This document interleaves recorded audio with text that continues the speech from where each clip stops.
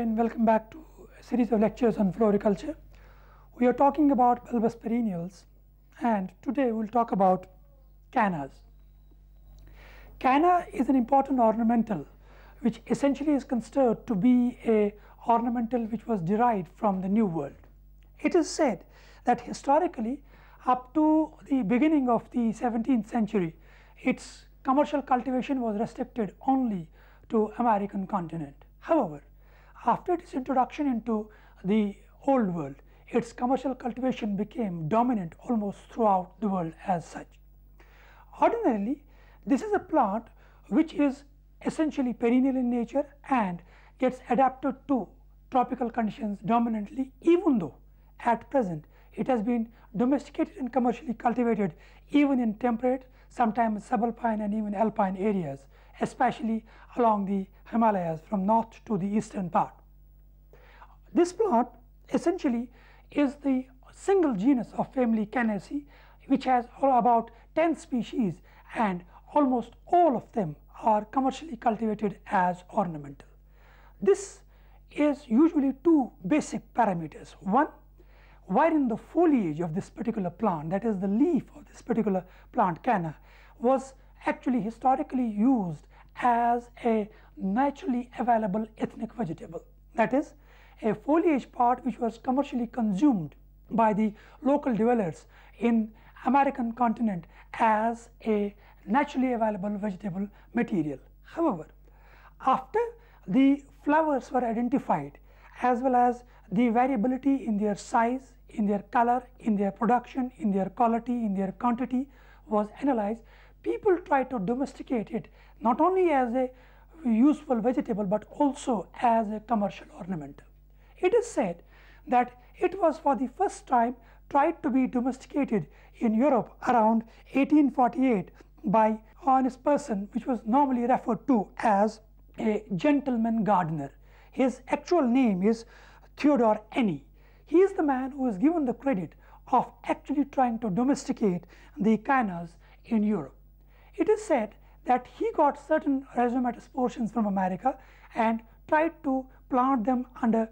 different soil conditions, and what he observed was that even though there was variability in the soil conditions, variability in the temperature, variability and other habitat conditions, the plant showed a better adaptability pattern, provided it is actually having a condition in which it can actually have suitable temperature in its flowering phase.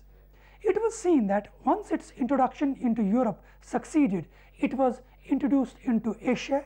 from Asia towards eastern parts, and ultimately into Australia also, wherein its domestication and commercial cultivation became one of the dominant phases of floriculture. And during this developmental pattern, certain specific parameters were analyzed. One, it can either be grown as an annual plant. That means where every year one has to plant it into specific habitats in which it is to be cultivated, and then harvest the flowers and then replant next year other generation. And second important discovery was that if one wants to maintain it as a perennial, the same can be achieved provided during the winter period, that is wherein the temperature drops much lower than it requires for its survival, one has to only facilitate the seepage of the moisture content so that the habitat remains continuously dry and free of excessive moisture quantity. In order to facilitate such pattern, two practices are normally followed. One, either to plant them in those conditions where the habitat is slightly of a slopy condition, that means slightly inclined, as you can see, a slope like structure, so that whatever excessive irrigation is carried out or is naturally provided in the form of rain or snow, that gets oozed out or that is passing out without damaging the rhizomes. However, in case such conditions are not possible, in those areas perennial cultivation is facilitated by harvesting the rhizomatous portions at the end of the growth or productive period of this plant. Usually in the month of October or November, the rhizomatous portion is harvested and this rhizome is stored in semi-dried form under proper conditions in a storeroom, wherein one must protect it against seepage of moisture, excessive dryness or excessive hotness or humidity. it has been seen that such a storage has improved not only the qualitative production, but also the quantity of the production under different conditions. Now, once this success was also achieved, people tried to develop a protocol for its commercial as well as domestic cultivation. They came out with two important parameters: one, how to cultivate it; second, what specific requirements the plant has. The cultivation practice was standardized by using vegetative means, that is, wherein the rhizomatous portion was actually analyzed in terms of its potential and then characters and then ultimately finalized to be the basic vegetative propagule or the reproductive medium of this particular plant. Second was as to which particular method should be opted for its transplantation as well as cultivation. It was seen that vegetative propagation, that is where the rhizomatous portion was analyzed in terms of its uses, was cut off into segments. However, this segment cutting was based on the presence of the vegetative buds. Whichever portion has a vegetative bud, that portion was cut off and then planted individually in the beds or in the habitat in which it is to be cultivated. However, here second important character was analyzed, and that was as to whether one should cultivate this as an independent bed plantation or one should cultivate it as a mixed ornamental in a bed. It was seen that in both cases success can be achieved provided the spacing between adjacent plants of the same type or of the different types is maintained and the habitat condition suitable to canna is actually there. In this phenomena, it was seen that row plantation for individual as well as mixed cultivation is suitable, wherein distance between adjacent rhizome portions should be on an average from 12 to 16 inches. It is also seen that the habitat in which it survives essentially needs normal drainage mechanism, that is, wherein excessive moisture does not get maintained or stored. Automatically it refers to using sandy textured soil as the basic substrate in which it is cultivated. Once these rhizome portions have been planted, it is essential to provide it artificial irrigation, that is, irrigate the areas in which they have been sown so that the rhizomes are able to get slightly moist and then they are also able to absorb whatever nutrients they require for the development of the vegetative propagules or the main plants. It has been seen that on an average plantation should be carried out either in the month of March itself, or if the temperature conditions are slightly lower, it should be carried out in the month of April, sometimes even at higher altitude areas in the month of May. Once they have been planted, irrigation is essential in those areas where natural rainfall or snowfall is not the normal phenomenon. And then once the vegetative growth begins, another important requirement is that during this vegetative phase, addition of either cow dung manure or sometimes ashes is essential, wherein the temperature conditions, that is, the climatic conditions are slightly more temperate. However, if it is tropical area, in those areas such addition is not considered to be suitable or even useful. Once the vegetative phase begins, at this stage an important requirement is to loosen up the soil around the basal portion of the plants. As you can see again, this loosening of the soil actually facilitates the evaporation of excessive moisture as well as facilitating the drainage mechanism operative in the habitat in which these are grown. Once the plant reaches a reproductive phase, that is, where the signs of inflorescence development, that is, emergence of the flowers is seen, again as you can see, that actually indicates the stage at which one should try to provide it suitable irrigation at suitable intervals. Here the suitability refers to the requirement of the plant. Once the inflorescence begins to develop, one has to provide irrigation only to those beds which show signs of dryness. However, if the beds in which it has been grown show some moisture content in them, it has been seen that excessive quantity of moisture addition actually depletes the productive potential as well as the survival pattern of the flowers. Then, once the irrigation has been provided, it has been seen that flower survival pattern also gets altered by two unique conditions. One, if the soil remains consistently moist, it has been seen that sometimes proves drastically negative to the survival pattern of the flowers. Second,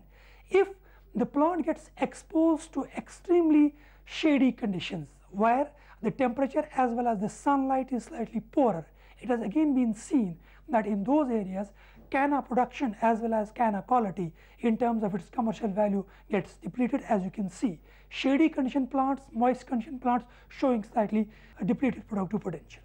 Further, during the flowering phase, one of the important factors that has been seen is that one should not in any way actually try to hamper survival pattern by either cutting some foliage or sometimes trying to harvest the flowers which are even at the bud stage. Reason for this is that in comparison to other bulbous and rhizomatous portions, this flower does not have a longer duration for its sustenance or for its survival. Automatically it refers to the fact that if we have a flower at the prime of its opening, we should try to monitor for it for as long as it has a potential to remain as such. However, here another drawback that has been seen, that if one tends to destroy even a single flower in the inflorescence, again as you can see here, some of the flowers have been cut off, the above flowers tend to get slightly hampered in their survival pattern. Ordinarily, these cannas are seen to actually survive better if they are kept in sunny conditions. However, if after harvesting we keep them in shady conditions, that means once we want to create a bud of these flowers and try to store them in pots inside the rooms or inside the home, in that case it has been seen that the shady conditions actually facilitate the survival of harvested flowers for much longer duration than it survives under sunny or under open conditions. However, in comparison to other such flowers, it has been seen that its storage life actually is not as durable as it is in other flowers, as we have talked about dahlias and gladioles. Further, once it has been harvested, it has been seen that during harvesting, if the basal portion of the inflorescence again gets hampered or cut off in an indistinct manner, as you can see again, that actually hampers the survival pattern of the flower as well as even the productive potential of the plant from which it has been harvested. It has been seen that sometimes if the whole plant, that is the basal portion of the plant along with its foliage as well as inflorescence, is harvested and stored, the survival pattern of that is much better than the survival pattern of the individual flower or individual inflorescence. But the drawback of this particular method is that it actually depletes the productive potential of the plant as a whole. Those people who try to cultivate it as a commercial ornamental, they tend to actually harvest only the inflorescence part so that the remaining portion of the plant is able to produce some more inflorescence during their developmental phase. However, it has been seen that if climatic conditions get varied, either in terms of temperature, which if it drops below 30 degrees Celsius, or excessive rainfall wherein the moisture content of the soil increases higher, it has been seen that under those conditions the productive potential as well as the durability of the flowers of the canna gets depleted. That is why wherever canna is cultivated, they tend to opt for those areas where the rainfall as well as the temperature is suitable to the requirements of the plant as such, and wherein one can actually artificially create suitable temperature by providing artificial heat or sometimes provide the normal irrigation pattern so that the excessive drainage is carried out. Now, once the flowers are reaching a stage of senescence, at that stage one should immediately stop irrigation of the bed or of the area in which these cannas have been cultivated. Reason for that is that if during the senescence phase of the flowers excessive irrigation is carried out, the rhizomatous portions tend to absorb excessive quantity of moisture, which in turn actually depletes its survival potential during the extremely cold or winter conditions in the habitats in which it is cultivated. Once the irrigation is stopped, one tends to observe that there is change in color, not only of the inflorescence as a whole, as you can see, but also the variation and change in color of the whole foliage which is above ground. This variation in color actually reflects that the underground portion or the rhizomatous portion is tending to absorb and obtain whatever nutrients are lying in the above ground portion. This in turn reflects that we are reaching a stage wherein the rhizomatous portion are actually attaining a status of their durability as well as survival pattern by absorbing whatever nutrients are lying in the above ground portion towards the basal part. Ordinarily, under tropical conditions, this process may continue even up to December, sometimes even up to January. However, if it is cultivated under temperate areas like Northwest Himalayas, Kashmir, Himachal, Shimla, etc., in those areas one has a tendency to actually try to harvest them only either in the month of September, sometimes October, and if possible only then in the month of November. Reason for that is, in these areas the temperature tends to drop much lower than the temperature required by the plant itself, and that decrease in temperature in turn depletes the survival potential of the plant. Further, in these areas either rainfall or snowfall sometimes increases the moisture content of the soil, which in turn actually depletes the survival pattern of the plants as well as the rhizomatous portion as a whole. Further, if we harvest these, the method of their storage or method of their maintenance also is varied in relation to the habitats. If we talk about tropical areas, in those areas what the normal practice is, once they harvest these rhizomatous portions, as you can see, they try to dry them partially in shady conditions and then immediately try to replant them in the month of either February or even March, because it has been seen that the temperature in the months of March or sometimes even February in those areas is the temperature conducive and suitable to the growth of the cannas. However, if we look at the temperate areas, especially those areas which are in the vicinity of cooler climatic conditions, in those areas it is important that after we harvest it, after the rhizomatous portion has been dug out, there is an important requirement of two things. One,